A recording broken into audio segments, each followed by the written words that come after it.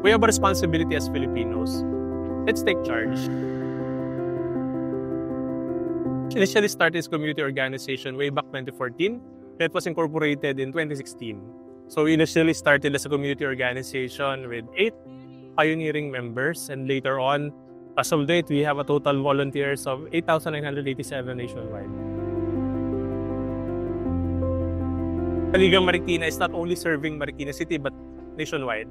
So our programs have been being implemented in various parts of the nation. And for many years, given challenges, given typhoon that hit our nation, it's quite challenging, but yet nandun pa rin yung commitment ng lahat ng volunteers. Not only La Liga, but the volunteers.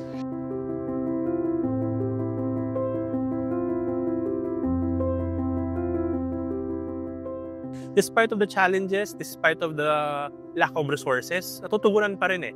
Kasi I believe as long as you have a committed pool of volunteers that are willing to serve this nation, as long as we have people who believe in the essence of service, selfless service, walang magiging problema. Anything will follow naman.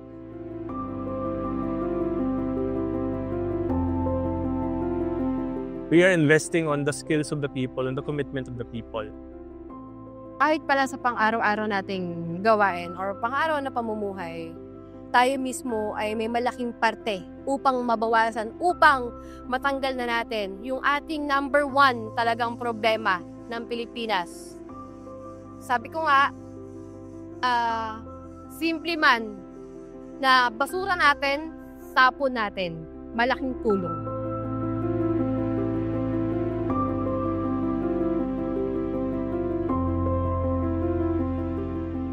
We're glad that we just not impacted the individuals here today, but also our environment. This might be just a specific place in the Philippines, but it is in the Philippines and we're Filipino citizens. We will bring this experience itself on our daily lives.